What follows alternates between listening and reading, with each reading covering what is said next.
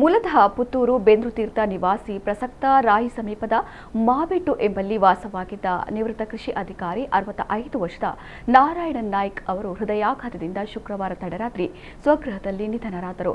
ಮೃತರಿಗೆ ಪತ್ನಿ ಮತ್ತು 2 ಪುತ್ರಿಯರು ಇದ್ದಾರೆ.